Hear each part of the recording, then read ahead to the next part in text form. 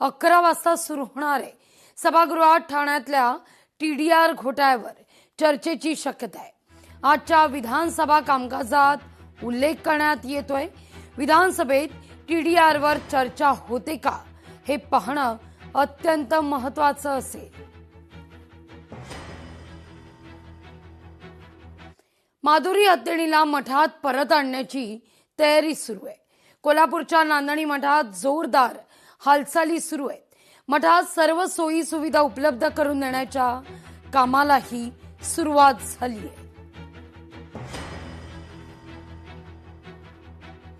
गोकुळ दूध संघ निवडणूक मंत्री मुश्रीफ गडाकडून ठराव दाखल होणार आहे।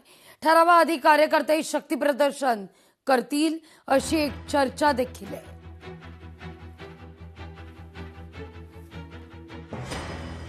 मुंबई लोकल ट्रेन मधील हत्या प्रकरण आणि या प्रकरणी रेल्वे पोलिसांकडून आरोपीला अटक करण्यात आली आहे। आरोपीचं नाव रोशन सुवर्णा असं असून आरोपीला कुर्ला इथून अटक करण्यात आलेली आहे। देवता, भारतमाता आणि व्यक्तीच्या नावानं घेतलेल्या शपथा अवैध असतील। विहित पद्धतीचं पालन करण्याचे केरळ उच्च न्यायालयाचे आदेश आहेत।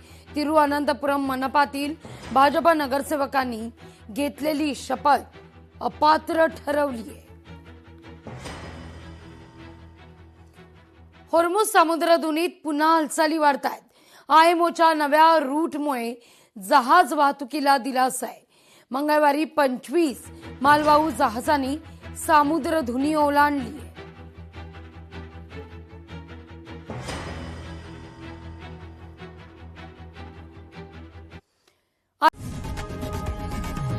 लोकशाही मराठी ऐका, पहा, जागरूक रहा।